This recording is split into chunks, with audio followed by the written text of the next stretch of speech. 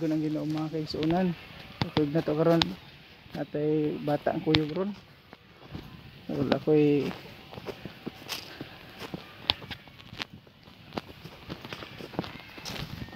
kuan mga kaigsuunan.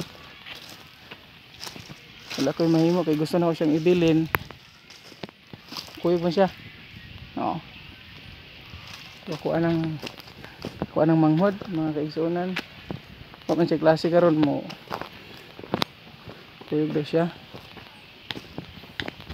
Dahil na po tagtungas mga kaigsuunan. Tog. Kung sa verse ni mulain to, gaw sa tong ganina tog.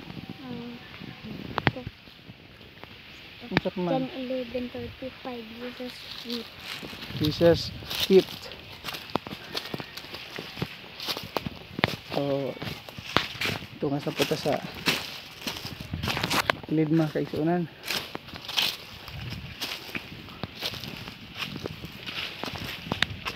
Dugang pagdasik sa Matagusa. Kung gibati nimo kakapoy karon kalaay. Pwede rin yung kamo pahulay. Pero ayaw yung undang sa imong pagpangalagad sa Ginoo. Sad pait na kayo ang sitwasyon. Medyo kutas. Pero ipahinta ka nun ay para sa Ginoo. Moto'y gagian na to ganyan ng mga kaigsuunan. Ito dito nga mga tapit, mga panimalay. Nahadlok atong kuyog nga bata ganina. Kay nabati na kong kulba gyud kay sigyot. Isa kabalo nga ako po nakulbaan. Ino digson wa tay mahimo na tabang sa Ginoo. Namat sa panalangin o grasya sa Ginoo. Galahutoy ta. Kaliwala sa bisan unsang panahon.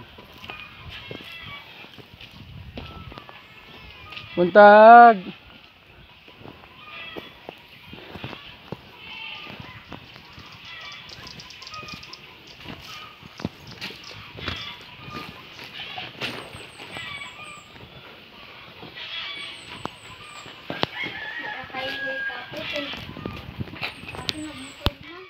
Dia kay kakapoy di ay.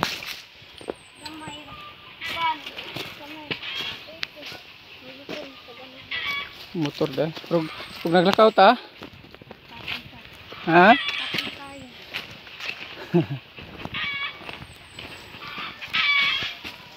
Kira manggod na?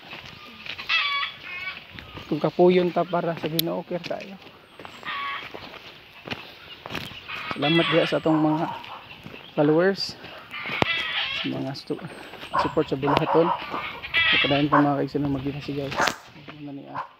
Animalay na ito ang sitahon. Ano sa Ginoo? Buntag! Ito. Mayroon. Uli.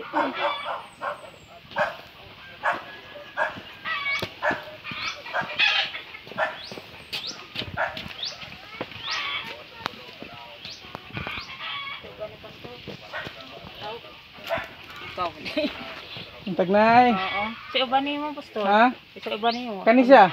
Oo. Bata imo diba?